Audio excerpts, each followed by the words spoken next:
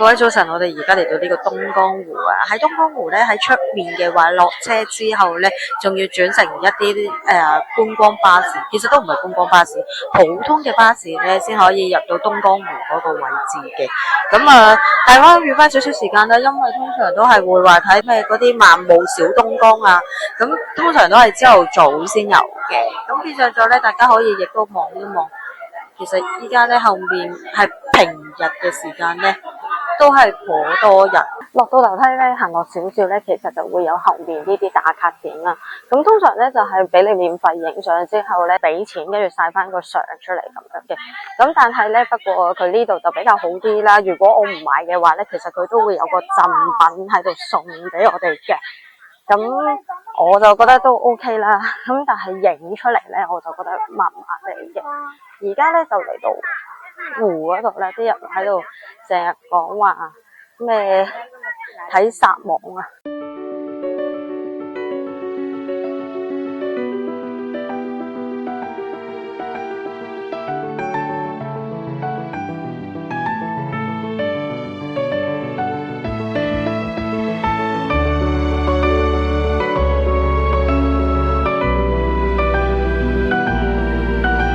而家嚟到東江湖嘅中心啦，就會有呢個郵輪碼頭嘅。咁我建議大家啦，可能會係由一入口，跟住之後咧就會上到嚟而家我哋呢度最盡嘅地方，跟住或者慢慢玩翻落去咁樣啦。呢度都好多唔同嘅餐廳。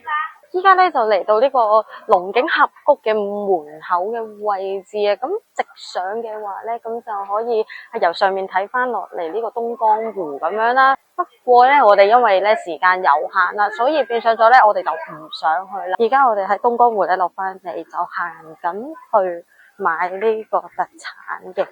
佢其實上面咧遊客中心嗰度咧都有好多唔同嘅特產啦。咁但係咧小紅書咧亦都會推薦翻而家我行緊過去嗰度。咁我而家行緊過去嗰度咧，大約10分鐘路程都唔使咁樣，其實就會去到噶。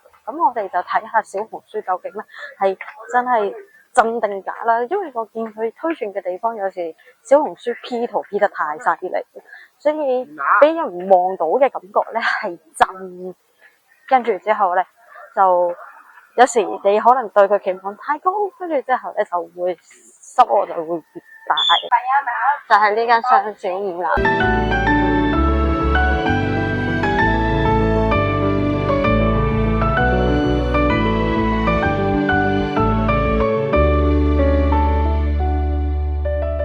而家入到嚟220呢度咧，其實係一個行山嘅地方。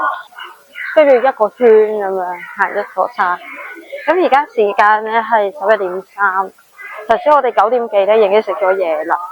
睇下究竟可以行到幾耐？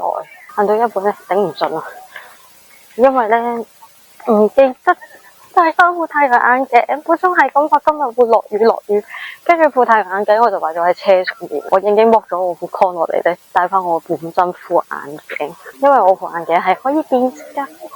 我哋就正式向山頂進發，我哋上樓梯啦。